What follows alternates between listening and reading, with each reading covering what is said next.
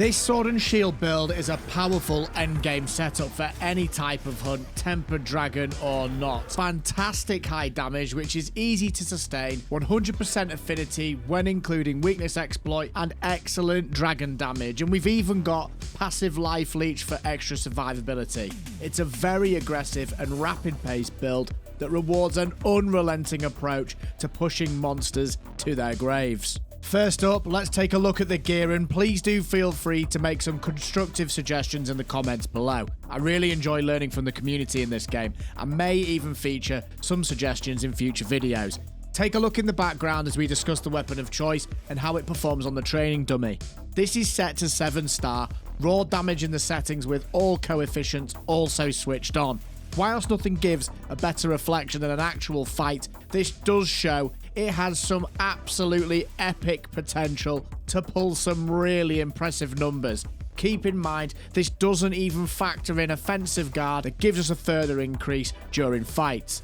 Our weapon of choice here is the Archon Dragon Element Sword and Shield Verdolotto. Feel free to pause this and take a closer look if you'd wish. This sword and shield is an absolute powerhouse combo, with the affinity sitting nicely at 70% with all buffs active, ensuring that with maxed out weakness exploit, we're at 100% affinity when landing our swings on weak spots. Coupled with some incredibly tasty white sharpness, which we got from 2 sharpness boosts on the reinforcement. Whilst this isn't optimal, coupled with the triple attack production bonus, we've landed on a pretty decent sword and shield, perhaps minus the elemental boost of course. Before we go into the gear, if you're enjoying the video, and only if you are, drop the video a like. It really helps me out, and if you're interested in checking out more upcoming builds for Monster Hunter, sub to the channel to keep informed. You could also catch me streaming a variety of co-op games here on YouTube and over on Twitch, so come and check out a stream or two. Now, back to the video. For gear, we're running 2 highly synergistic sets that work perfectly together.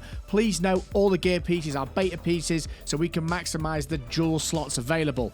First up, 2 pieces of the Gormagala set, the boots and the waist. This gives us +1 constitution and +1 antivirus, plus the Black Eclipse set bonus, which automatically infects us with frenzy when fighting large monsters. And this is key because we are running antivirus 3, meaning that frenzy clears faster, making it much easier to manage, and we gain 15% affinity boost every time we remove it. With the aggressive nature of this build, we clear frenzy incredibly quickly, turning it into a consistent buff. Next, we have 2 pieces of the Arc Vulcan set from the helm and the chest, and these give +1 to convert element, so more dragon element damage, +1 weakness exploit, and the Arc Vulcan's Hunger passive, which rewards us with haste and recovery, which regens health for us as we relentlessly chop away at monsters with our sword. And given that this is how this build operates, this is a really synergistic and useful passive to use. For extra power, we're using the Guardian Arkfell gloves. That gives us +2 to weakness exploit, really helpful folks, and the Challenger charm for +2 to agitator, and the Corrupted mantle, which boosts attack power and affinity at the cost of health. This build stacks affinity and frenzy management for a highly aggressive, high crit setup. I always find myself in absolute awe at how utterly epic the Ray Dow hunt looks on the sword and shield. There's just something about the way the animations of both the weapon set and this monster in particular showcase how far gaming has come and the amount of power we now need in our gaming rigs. That's why I'm excited to be partnering with Apex Gaming PCs. If you're thinking about upgrading your setup, Apex Gaming PCs has got you covered. Whether you need a high-powered rig for massively demanding games like Monster Hunter Wilds, or you just want things to run buttery smooth, they've got pre-built and custom systems that can handle it all. Plus, there's some solid discounts going on right now, so if you've even been considering an upgrade, now is a great time to check them out. And don't forget to use code FAZE at checkout for a 5% discount. The links are in the description below. How do we achieve this high performance? Let's start with the weapons and go over some of our options. You'll be pleased to hear, folks, this time I have included a moment where you can pause the video and check out the skill gems. I know some of you were a little bit frustrated with that last time, and rightly so. Apologies for that. And I've also got a link to the Mobalytics build in the description below, and there will be a full write-up as well for you to follow along with. First up, you've got level 3 offensive guard jewel in the sword, and this gives us 15% attack boost when you land a perfectly timed guard.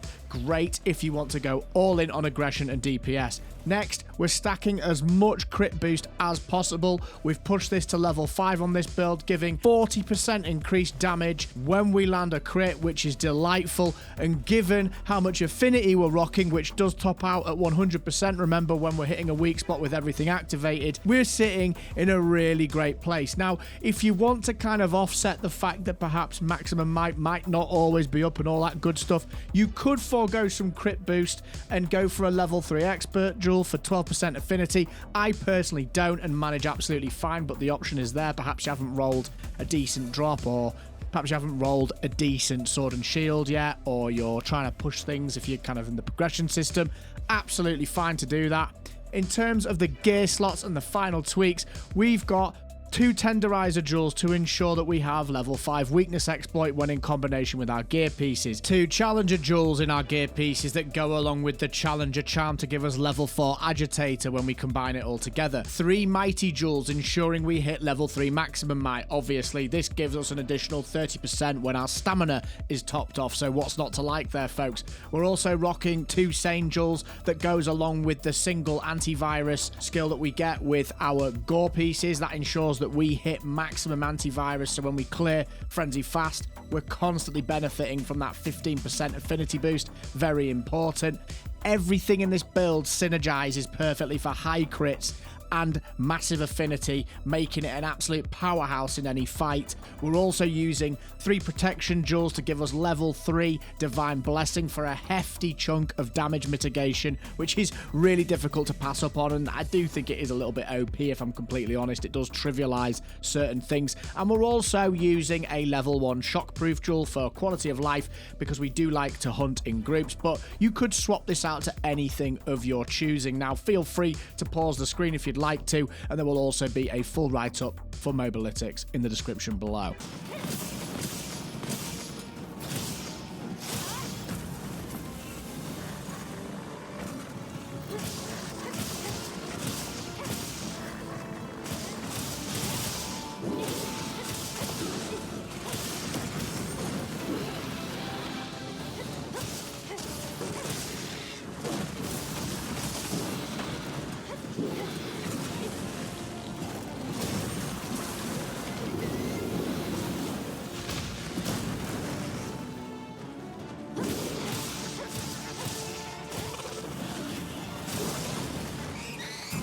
Check out this next video, it's got you covered. Take care of yourselves, keep having fun, come check out a stream on YouTube or Twitch, and I'll see you in the next one.